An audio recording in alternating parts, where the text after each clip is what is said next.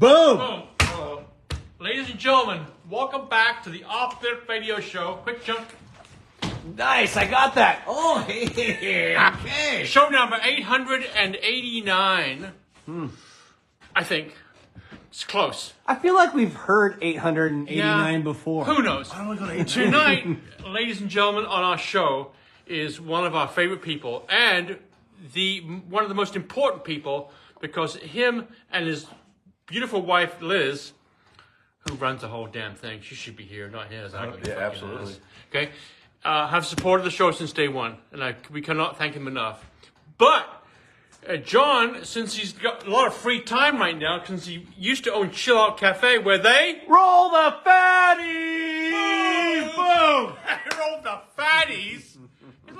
He's got some time on his hands. So he likes to study local politics, study local business, see what's going on. So we're going to hear from John tonight, talk about some local politics, some local businesses, like what's it like to open up a restaurant here in town? How hard is it? Anyway, all this, he's got a lot to say. So you and I, TC, can just shut the hell up. Well, I mean, I having a business across from the former Chill Out Cafe where they roll the fatties. How many people come in here and say, it's like every other customer. It's like, what happened? What's going on? So I feel like maybe the first segue could be Chill Out Cafe, where they roll the fatties. What, John? First off, welcome. Thank you. To the show. Thank you for inviting me. And also, I just gotta say thank you for being our longest supporter of the Off Look Radio Show. 10 years, Neil. Yeah. And that is awesome. So something. First off, thank you for that. Secondarily, I had so many cups of coffee and burritos from the Chill Out. I tagged so many stickers on your building. How many number ones do you have? The number one, number two? Well, I mixed it up. I actually started going for the the turkey quesadilla. Ooh, yeah. Yeah, turkey avocado. Yes, turkey avocado. That thing was the bomb. I mean, that was a big meal. It was. Yeah, it was amazing. Right. Our quesadillas were gigantic quesadillas. Yes. Do you remember that gal that was bicycled here from England? Remember she came on the show? Yes. Remember that gal? Yeah, last summer. And I brought her to Chill Out Cafe, and she said it. She'd never been to Chill Out before. And I said, before you cycle off out of town, she was biking. Was she biking? She was biking the entire. If you came from Canada, Yeah, all the way down to so Mexico. I met her, and I brought her to Chill Out Cafe, and she goes, and she got this giant burrito. Like just huge. It was bigger than her. Number 3. It was bigger than her. And she goes, this is a private moment. So true. When you sit there, I had it the other day. I was starving, right? I was just been serving with tacos morenos, right? Right. Giant burrito. You sat there, looked at it, and go, yeah, this is a private moment between me and, right? In it. Right? John, It's a big, right? Yeah, it is. Right. Oh, it's just great. Yeah. Yeah. the Chill Out Cafe was a fixture and pleasure point. Yeah. It really was pre-modern coffee shops. You were the coffee and hot food morning. Being across the street from you for the last 14 years, the smell of bacon. Like, thank you for all those years. For all that fresh bacon smell. I want to thank John for that smell, yes. Yes. I want to thank John because we had The smell of my bacon, not me. we had so much fun during COVID. Oh my gosh. We Are said, you kidding fuck me? it, It was right? just We just the fuck- music and the we fun had and band. the- You would go to Costco, you buy a giant bottle of tequila. Big bottle You of got tequila. about 12 pizzas from East Side Eatery. Yeah. Right? We let so many people in, like it was You have 25. 25 people allowed in, and the band was rocking back in the garden, and it was just people went. It was so much fun. We probably had another 75 or 100 climbing over the fence, looking at us, getting up on the roof of the restaurant, looking down at us. Yeah. Going, that's when you were really rocking, man. That was so cool what you did to take the people whose livelihoods just got crushed, the musicians, and say, I'm going to create something. And you created just such a great environment with music. It was so, and I was so happy to be part of that. It was so cool. It was fun. We just got schmammered. Remember? Oh, yeah. The tequila, we didn't give a shit. Because it was COVID. Yeah. Well, it was then or never. Right, and the more tequila, the less chance you had of getting COVID, right? We just say, okay, we'll just keep inoculating ourselves with this, so we won't get this. Inoculating. That was a good word. Oh, John, let's back up. How many years did you have Chill Out Cafe? Just about 20 years, man. I took over in 2003. So. 20 years of rolling fatties right here in Pleasure Rolling Point. fatties, love it. The question I have for you is, I know it was a successful business, but one day you decided that I'm going to lock the door. And I know people watching are curious about that. What was and you speak as much as you want, but the situation that arose for you to close a business here in the Point. What was the thinking behind it? Yeah, sure. So I didn't really actually want to close it. I wanted to, right, because it's iconic. It's been around for a long time. So many people have come to me and said, I raised I came here when I was in high school and college. I brought my children here when I was this and that. So it was just and I got to know everybody in the neighborhood. It was so great. But, hey, the county is the county. They do what they do. And just stop there. Do you think the county was the reason you had to shut down? 100%. Yeah. I had 3 people with full price offers to buy it. But the problem was I didn't have off-street parking. Well, back in 1997 when it opened, you didn't need off-street parking here. If you got a use permit for a to-go restaurant, which is what we were, 25 people or less to go, which is still to the day I closed was like 85% of my business, right? 90% of my business, really. Only the weekends it kind of got a little crazy. I didn't need the parking because that's what the use permit stood for. But, this place, expanded, and as we all know. But there's plenty of parking around here. It's not, right, TC? But so you were grandfathered in for that, but you couldn't sell I couldn't sell it because the person bringing it in would have to upgrade to normal, to regulation code. And they said, well, you have to have 3 off-street parking. I go, well, there's never been off-street parking here. I'm a shack on the side of the road. Mm-hmm. And so, several back and forths, and they just said, they just held to their guns. I'm like, okay, well, that's fine. If you want to be the reason that an iconic restaurant closes down, that's not on me. That's on you. How much did that devalue the worth of the business? Oh, 200,000 over that. And for those of you just tuning in, we're talking about Chill Out Cafe right here in Pleasure Point. Roll the fatties. Greatest tagline ever. Did you come up with that? No, and it's great. This is the greatest story. I got to tell you this story. So one of my dearest friends, and I'll give a shout out to her, name is Shannon Coker. Her dad at the time when I took over was battling cancer. He's since passed on, and I loved him. But I go to where he was living. She was in Pleasure Point off of 34th, I think, living in a place. And I'm walking back along the side of the entrance, with my brother-in-law and my wife.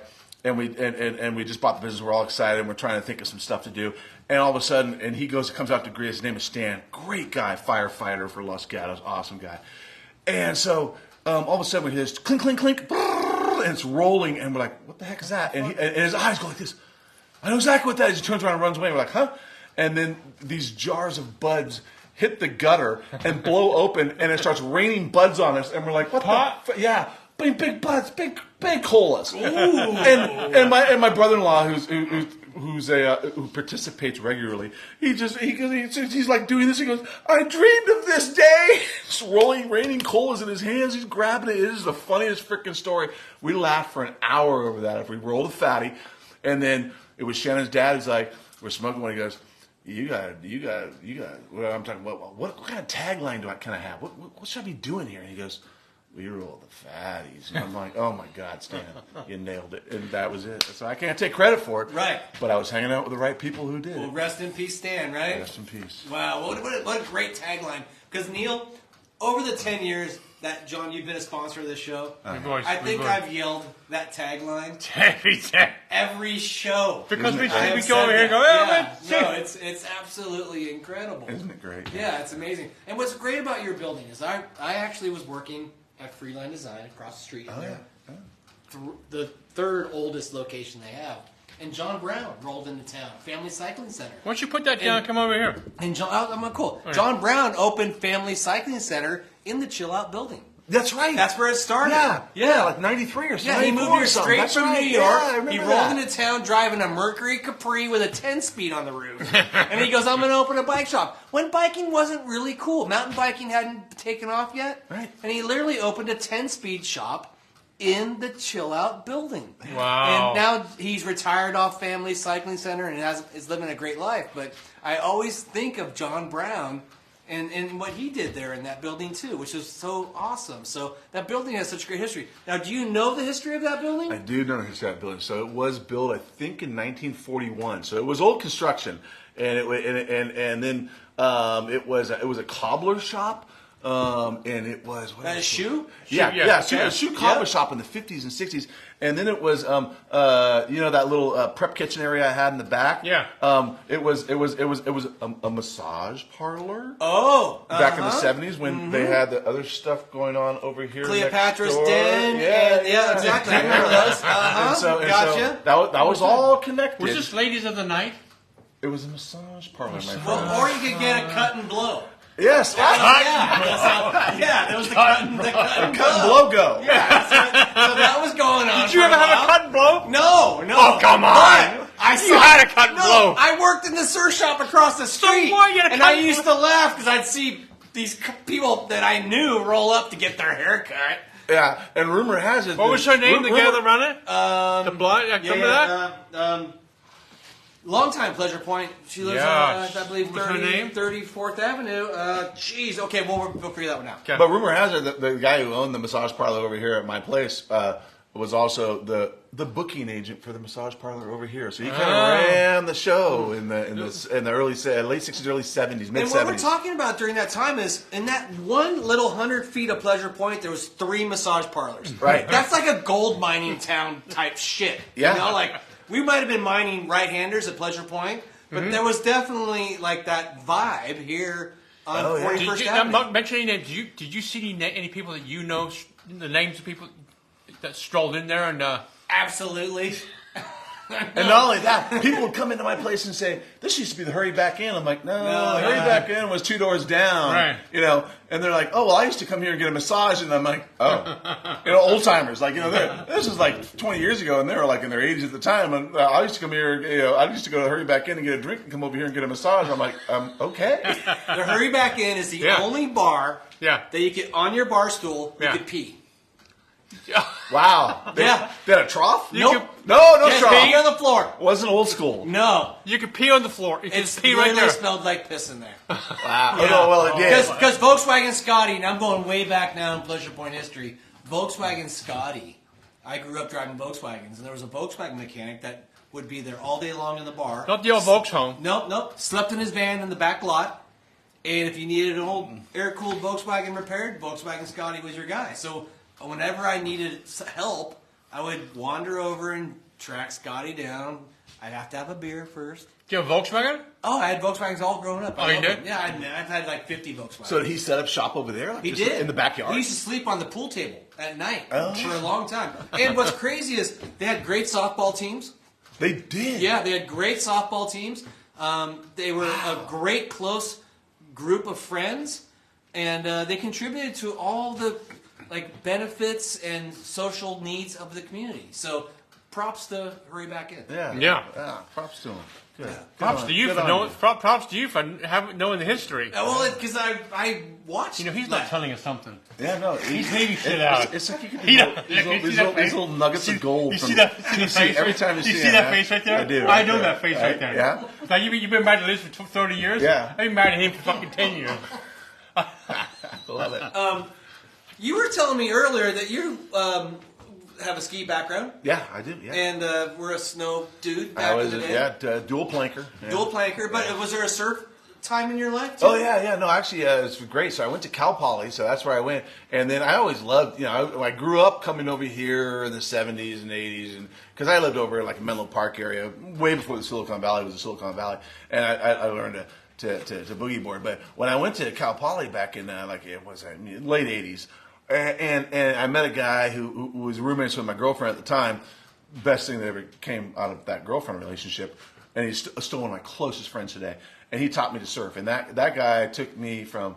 He probably accelerated my ability within 6 months by 5 years, right? Like he taught me how to get up, taught me how to do cutbacks, taught me where I wanted to be in the wave, to ride a barrel and all that kind of stuff. So yeah, Chris Ramirez, great guy, love him. He lives down, and still lives down in the Tascadero area. But yeah, he was still one of my closest friends ever, and so I really got into surfing then. I mean. And to a point where, my grades suffered. But never had a bad surf day. No. You're good day. I think there's a lot of people like you. Yeah. Same thing, right? That moved here.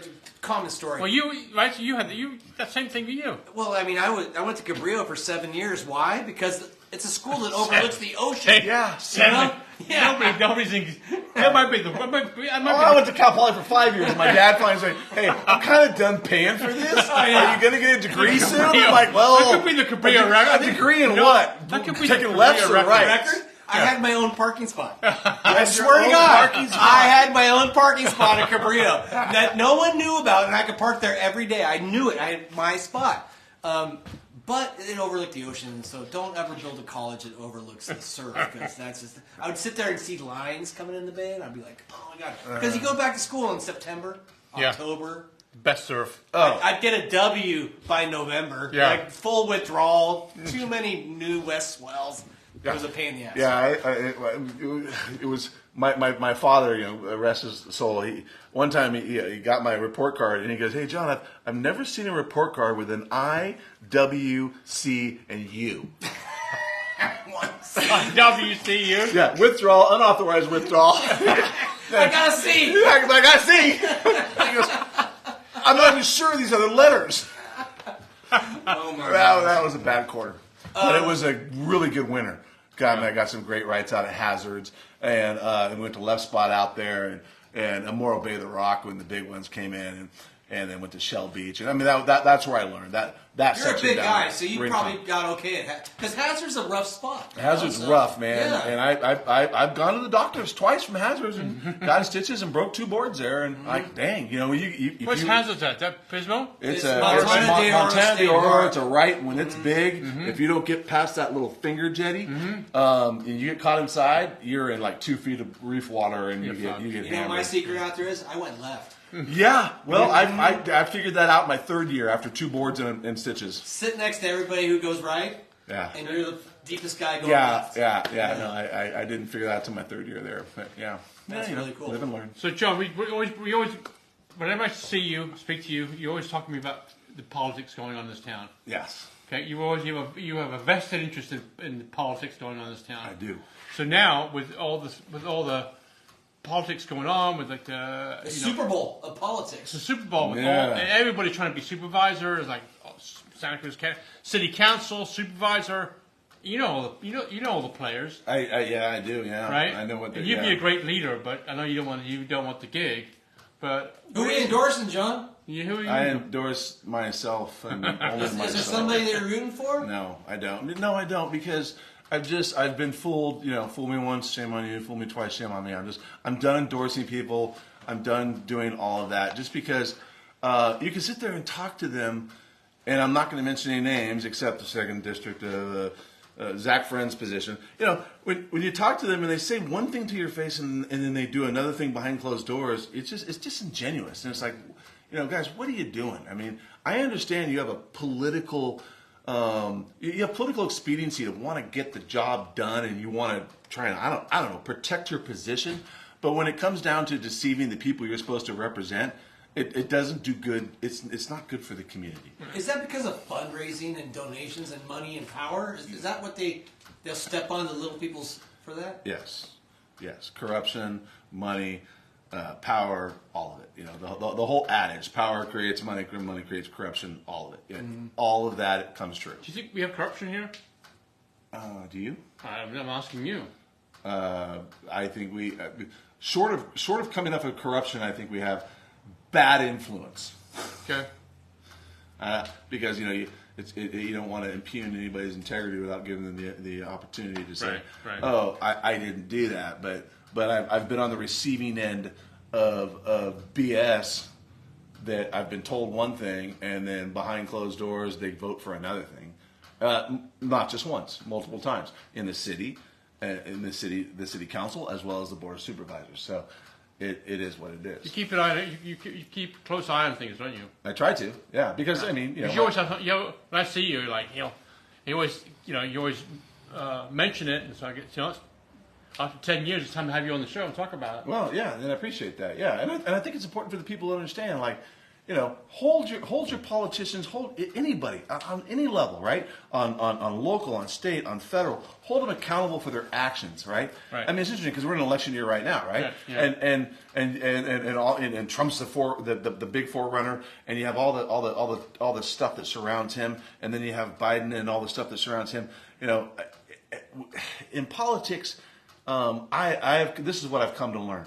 It is more important to pay attention to their actions than their words or their character. Because if you can stop and look at any, especially on the federal stage, on the grand stage, right? Even the local stage, though. Yeah, even the local stage, you can look at any of them and say, oh, their character is not great. They may be having this, they may be having that. But what did they promise the people, and did they follow through? And that, to me, is more important than their private life, right? Yeah. Their sordid affairs or this or that. Because when you talk about it on that level, it only comes down to me. You promised the people this was the policy you were going to do. Did you do it, right?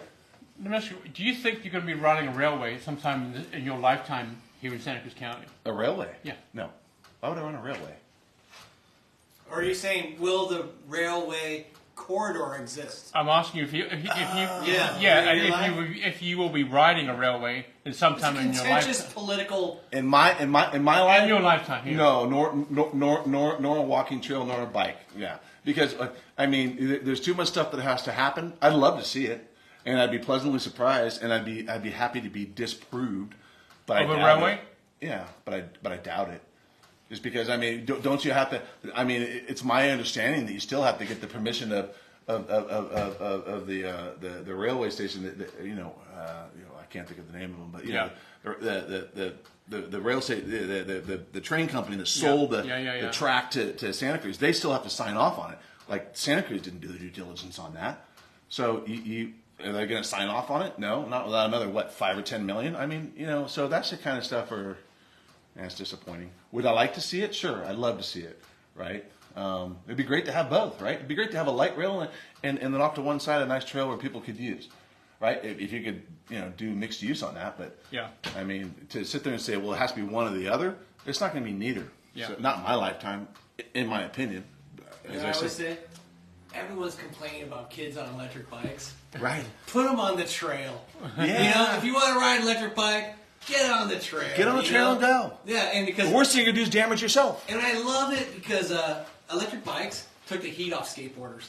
I love all the bad humans now ride bikes. electric bikes. Yeah. Skateboarders suddenly aren't bad. No. Skateboarders are cool. They're slow. Yeah, they're slow. They smile. But no one's looking the fact that the skateboard's on the back of the electric bike right now. Don't say that. Well, what's funny is this great quick story. A friend of mine has junior high age kids. Oh yeah. And they skateboard. And he swooped them up and he took them down to Seaside to go to the skateboard park. Junior high kids. Well, a couple of the junior high kids' friends were like, "We're gonna meet you there." We're talking like 12-year-old kids rode their electric bikes all the way to down Seaside. to Seaside. No. Yes. They had that kind of thing? And met them at the skate park. They must have had some backup batteries on board. Well, if you think about it, nowadays, it's 30-mile range. A lot of those bikes sometimes more. Oh, especially when you're young, right? Because Yeah, you got right. the weight. It's weight. And they're pedaling Yeah, too. good point. So, Great point. Yeah, so they literally, and they were on the highway at Moss Landing. And they have a nice trail once you get past. Well, they gotta go through Moss. Yeah. They actually got on Highway 1. But I was like, oh my god, like that. My wife wouldn't even let my 12-year-olds peek over the fence. It's crazy what's going on right now with these electric bikes. Yeah. So the trail would be a great idea. I actually live on the train tracks. I think the I trail. have a dream of a roll-up door on my fence. So do you think we'll have a trail in your lifetime? No, I think that the sides are going to piss on each other forever. Mm-hmm. The train people and the trail people are going to fight each other, and we're just going to have weeds and homeless people living out there. Okay, I got one question for you. Very, very important. I've been asking all my political people this question. I'm asking you this question.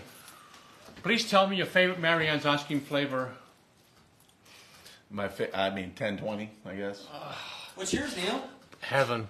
Heaven? Heaven. Dude. But I like. Yeah, it's so good. I do like Oregon Marionberry. That's really good too. Oregon Marionberry? Because you can't get Marionberry in California. You gotta go up to Oregon to even get Marionberry. You have Oregon Marionberry? You have that here? Wilmette Yeah, Valley. You they gotta have go Oregon up there and get it. Marionberry. Oh, Yeah. shit. Yeah. Really? Yeah, It's like a blue and black combined, right? Yeah. It's a weird. No, it's a. It's a purple. It's And then pies they make out of that. Oh yeah. Oh, Marionberry pies. Dude. Yeah. I think it was Oregon that engineered the You know, Marionberry. it's a funny question. How many? I've asked a question to like so far, like probably 30 people, and everybody has a different flavor. What's yours again? Heaven. Heaven. No one's ever said heaven except me. Well, people say 10-20. Yeah. But you haven't been doing that much lately, huh? I've been doing it. No, I've been doing it. Yeah. And it's like you learn a lot from somebody like green tea. Get the fuck out of here. Yeah. Green tea. Right? That's something. I agree with you. That's interesting. Can we circle back to circling Chill back. Out Cafe? Sure. Where they roll the fatties right here in Pleasure Point? 20. Were they? Roll the fatties. But how many years? 20 plus years? Well, yeah, 97 to 2022. Yeah, so 22 years? Yeah. What was your favorite item? Oh, dude. Chill Out. Everybody asked me that. What's the favorite? And I said, I never gave them my answer, and I'll tell you why. Because it just depends on what you wanted, like what you were in the mood for. Right. And so for me, like I love to cook, so I've eaten every single one of the burritos, and they're all delicious. I would go off menu. I'd go back there and I'd look at my line and I'd say, what do I feel like today? And sometimes it'd be a mixture between 3 and 7 or 5 and 6 or 7 and 9. It doesn't matter. See, so, when you're the owner, you can do whatever you eat. that's right. When you're the owner, I go back there and I throw it on and I said, this is what I like today, right? But, what was our number one seller? Number 3, bacon avocado. Of course. 100%. Yeah. It wasn't even close. It was like I would do 700 to 1,000 of those a month. We would open the doors here, and we would go from smelling like skateboards to bacon. But it's sad. It's sad. Chill Out's closed. Cliff Cafe's closed. Mm-hmm. As much as we see Pleasure Point in the future Pleasure Point, it's the history of Pleasure Point is not being saved that well. I know, that's unfortunate. Yeah. And by the way, that is on the county. Is and it? on the board. So of course, Yeah. I mean, look what Yeah. they did to me. I mean, I said, you What want made to you- shut down something iconic, that's on you, not me. What made you? Because I know at the end you were like stressed out because of employees, and you couldn't get employees. But what made you close it?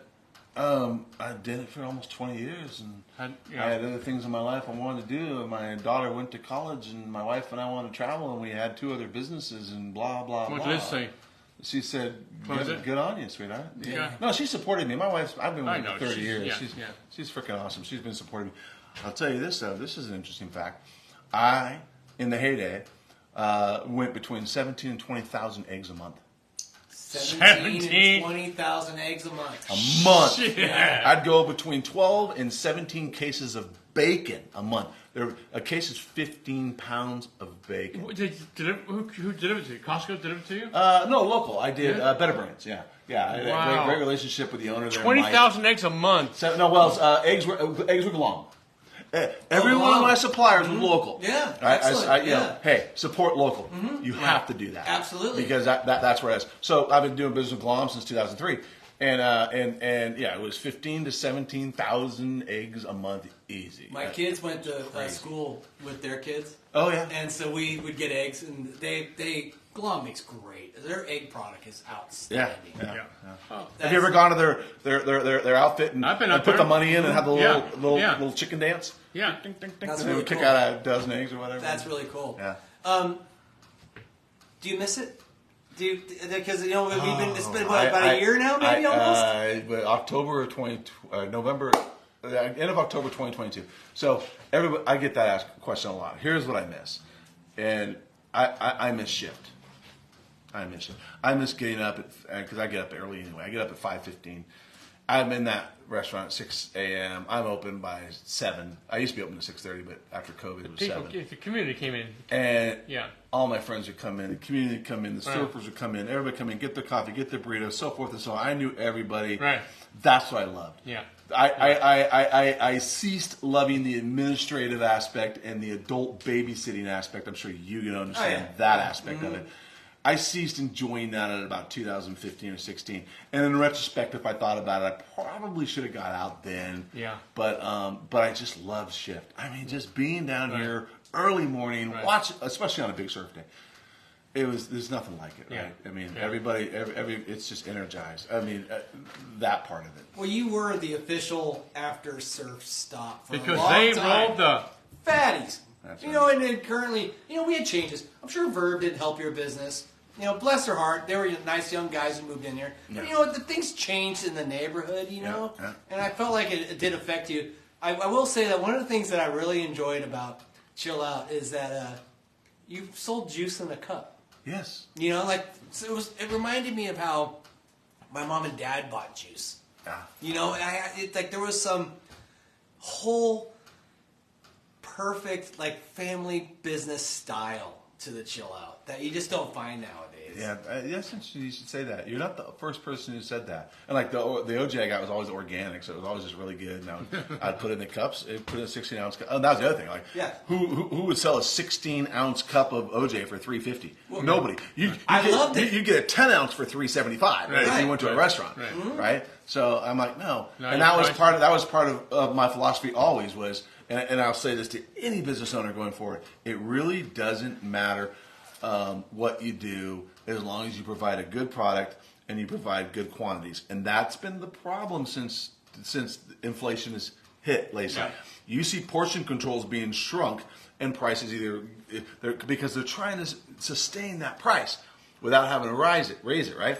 But they have to raise it, and then they do a combo of portion control and they shrink it. And you're like, ugh. And that's a tough thing to swallow from a restaurant owner. People will pay. They don't care. They'll pay $15 to $20 as long as they have a huge glass of OJ and they are not coming back going, I need to buy something else to drink. I think you get a lot of people over there. And a big burrito. You get a lot of people from over the hill that could afford the prices. I mean, I told you the other day, I got a cup of coffee, not mentioning the shop, over here, cup of coffee and avocado toast. And, I put down my, $10. The guy's like, keep coming. Yeah. It was $15. Well, TC. So I get it. But people could afford that. Yeah. You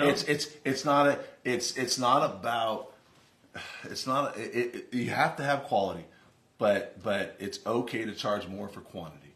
Just give them what they want. I would rather, you told me you spent $12. I'd rather charge you $17 and have you going away not wondering, why am I spending $12 on avocado toast and a cup of coffee? Yeah. When I have we roll the fatties. We roll the fatties. And a 16-ounce organic OJ and I think if I said that was about 12, that was 16, just under $17. But guess what? You could split that fatty with somebody. You had 2 meals if you wanted it, or if you just got out of the water, you were grubbing it. You were sucking your OJ down, and you didn't need to go back for anything else. That was my philosophy. What, did you say 22,000 eggs a month? Is that what I heard? 17 to 20. 17 to 20,000 eggs a month. Yeah, 17 in the winter, 20 in the summer. So you're now the new supervisor in Aptos. Okay, that's your cup of tea down. That's your area down there. I like Aptos. Love Aptos. Okay, top 3 things that you would want to go change or accomplish. Oh, that's a great question. I'm not sure I could do that one on the spot. I would say there are so many. When you get into the kind of the little bit of rural areas of Aptos, the road conditions are horrible. Isn't that just Santa Cruz in general? So I would just say, hey guys, we pay our taxes for you to freaking fix the roads. Do your job, and don't come back to us and say we need more taxes. Take the money we gave you. And fix the frickin' roads, right? That's number one. Number 2, more business, a little bit more business friendly. But again, that's not just Aptos. That's Santa Cruz. Why should you have 3 years worth of delays and add another $150,000 to $200,000 to trying to open a new business? Do you know how hard it is to open a new business? It's freaking crazy.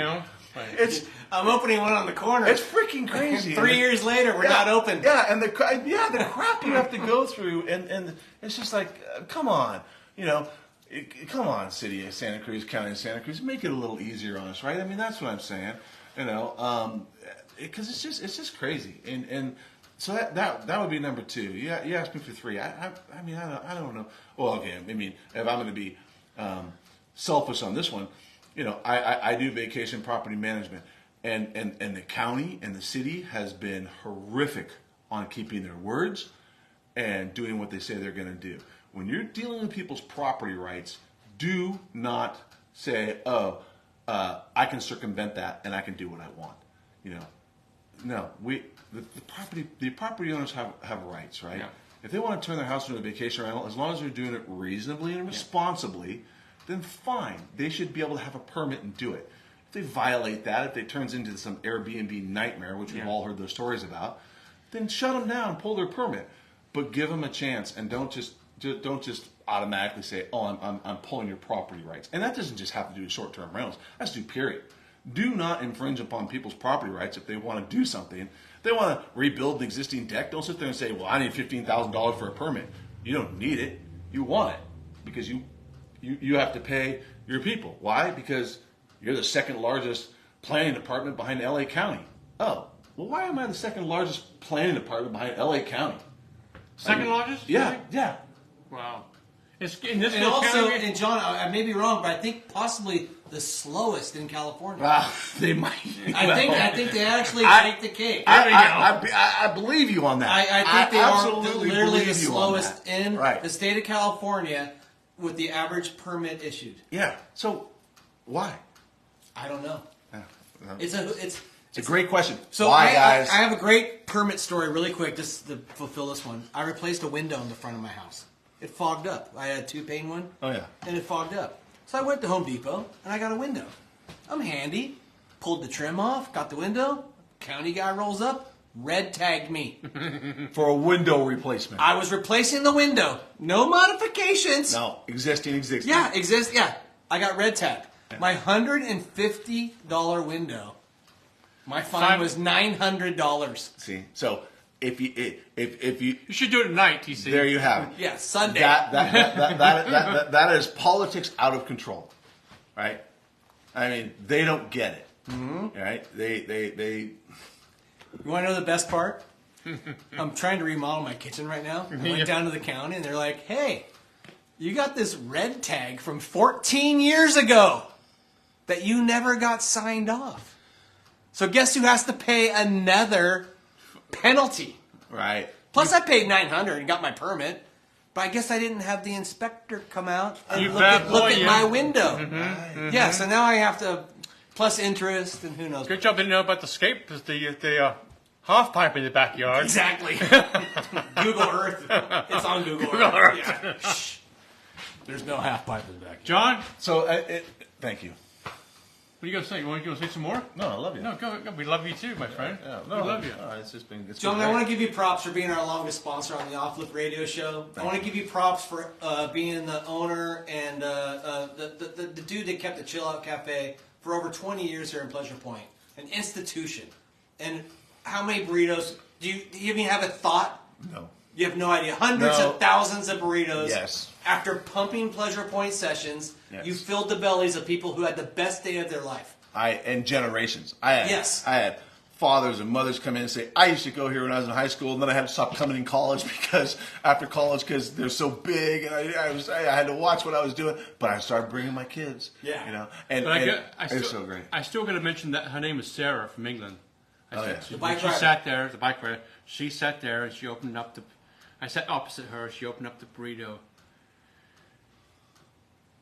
I gotta have a private moment. Yeah, that was amazing. She looked at it. But I'll give you one example too of another local, right? Ted Donnelly. I'm sure you guys all know Yeah, Ted. of course, he lives on my street. Yeah, so Olivia and I'm trying to get his other daughter right now. I can't think of it, but anyway, God, why did I draw she had blank? 2 daughters. Yeah, he did, and I can't think. Ted and Lisa, Olivia, and boom, dang it. Anyway. Ted would bring his 2 girls in there when they were super young, and him and Lisa would come in and get chais, and they'd get their little hot chocolates. And then here we are, a generation later, and Olivia worked for me for like 2 years. Yeah. So that's the kind of camaraderie and the whole community. Miss thing. it? That was just so great. Do you miss it, or do you not miss it because of the headache that it became? As I said, I love Shift. And you know that. You know this 100%. I've told this to. I've been asked to give speeches. I even gave one here to entrepreneurs a long time ago, and I say this: when I first started, our silent partners were probably about 23 to 25% of our work week. That's what it was, right? As a percentage. I would guess, and I'm guessing now, it's probably about 35 to 37% of your work week is dedicated to making sure your silent partners are taken care of. Yeah. Right? Your federal government, your state government, your local those you government, found your BOE, your EDD, all the stupid regulations that Governor Newsom has put in place. Governor Newsom has put in place that's caused us to say, oh, you have to file this, you have to offer this, you have to do this, you have to do this. I mean, I was just reading the other day, like, so now fast food's going to $20 minimum wage in April. Right. What do you think that's going to do to small businesses like us? I mean, it used to be the joke to go work for McDonald's and be and Jack in the Box. That's not going to be the joke anymore because that's what it's going to be. And what's that going to do? It's going to force small business owners like you and everybody else to have to say, well, now I have to match that. Even though it's supposed to be $16 an hour, you don't have to match that. Otherwise, they're just going to go, I'm going to go work at Jack in the Box. Yeah. Why? I mean, you can pay $20 an hour. It's just, it doesn't make any sense. And by the way, the whole argument that minimum wage is supposed to be a living wage that never made sense either to me. Right. And as a small business owner, it's just crushing. I mean, when your payroll gets up over a certain percentage of your total gross revenue, it becomes unsustainable. Yeah. I live what you're just talking about. Everything you just mentioned. I literally spend most of my time taking care of stuff the government is asking me. Are you about 35% of your time? Absolutely. And on top of that, I literally have about 30 young people who work for me, and just regulating their cell phones is about 10% of my time. Right. It's incredible. Yeah. And the hardest thing about being a small business owner is parents used to mentor their kids a work ethic. Yeah. It doesn't exist anymore. No. I have to teach their kids how to work now. Right. And it's a really sad thing in life. Because my dad taught me a work ethic. He would bust my ass on how I would weed or paint or take out the trash. Well, first of all, parents don't do that anymore. First of all, he had you out there weeding. He had you out there painting. Yes. Nowadays, the kids are like, the parents' biggest effort is to minimize their screen time. You're like, wait a minute. That's a whole it's another show. I'm different. the boss, and sometimes I'll ask a kid to take the trash out, and they'll question me. No, dude. Yeah. So here's what we did, and I didn't come up with this. My father, very smart man, said to me, because I was talking to him, I got an allowance, and I had chores at home, and he said, John, there's no reason for you not to be able to make 2 lessons out of this. He says the allowance you're given is so that you begin to understand financial responsibility and how to manage money. The chores you are given is because you're part of a family unit. You will mow the lawn, you will clean the pool, and you will take the garbage out because you're part of this family. What I do as part of the family, I put this roof over it, I put the food on it, and I make sure that you have clothes on you and your baseball mitt and whatever you need to do so you can go do your thing. But you're part of a family unit. And so we did that with our daughter. I told her, hey, I'll give you your $5 allowance every, and then went up, blah, blah, blah. But you do the dishes 3 times a week, Monday, Wednesday, Friday, and you take the garbage down every week because you're part of a family. You're part of a unit. Mm-hmm. And so I got 2 lessons out of that. And, I love my daughter. She's great. Yeah. And so, but not, you're right. So few parents have lost that skill, not transferred that skill, not learned that skill, whatever it is, that the generation coming up is a little lost. It's tough, too. And I get it. It's hard to raise a family here. Both parents have to work. The kids run free. Basically, they have a when the street lights come on, come home mentality nowadays. And it's hard. And when kids want stuff, the family's struggling to pay their rent, so the kids have to go to work, and I have to teach them what it takes to hold a job. Yeah. And it's sad because I would say 50, maybe you know this, I would say 50% of kids that I hire, 50% know how to work. Yeah. Yeah. And that's actually good, TC. I would say that's actually good because all you're having to do is pick up the slack on the other 50. And I'll tell you, it's not something we thought we were signing up for as small business owners. Right. It's something we embraced. Right. And it's something we said, okay, we're going to take it on. Love it. One more time. Yeah. Out of respect. Mm-hmm. Chill Out Cafe, where they roll the fatties. And you know what? I just want to say this is a great show to congratulate you on an awesome run. Yep. Beach Nest, by the way. Beach Nest Vacation Rentals. We're down there by the harbor. We manage about 55 vacation rentals. We do long-term. We do short-term. We're great. We have a great community around here. I want to give shout-outs to my good friends at Surf City, Jody and Hallie. They do a great job. Kendall, Potter, they do a great job. Bailey's, They do a great job as well in Cheshire Rio. So those anybody who wants to come to Santa Cruz and hang out for a week with your family, you can go to beachnest.com and book direct. You can book everything online, and you can come on the beach. I mean, here it's very simple. The name of our company is Beach Nest Vacation Rentals. We are at Beach Plaza. Our location's at Beach Plaza. And what do? We rent beachfront properties. And can you deliver big fat burritos?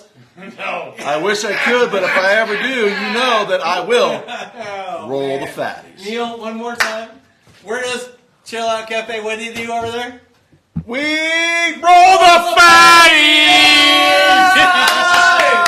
John, thanks for coming back. Thank you for being here, again, TC. congrats. What a great rundown there. Neil, what's coming up next? Do we know? Yeah, who knows? Who knows? Okay, Yeah. but big A lot shout of shows out. coming. Jimmy Panetta's coming on. Yeah. A bunch of politicians coming on. It's- Jake Nielsen coming on. That's a My birthday show. Love that. We got a lot of shit going on. Good stuff. Yeah, good stuff. Everybody that tuned in tonight, thank you for being a part of the Off Flip Radio Show from the beautiful Number Santa Cruz 889. boardroom. We think it's 889. Yeah. It could be more. Could be- Could be 890. John, again, thanks for being here tonight. Thank you for having You're me. a You guys great are neighbor awesome. friend Appreciate and TC. supporter We love of the you, John. show. Thank you. We love you so Thank you. much. So thank you. You are our number one sponsor. Yeah. Love that. Okay, good night, everybody. We'll see you next time right here, Neil, on the Off the Lip Radio Show where they Roll the the Fatty.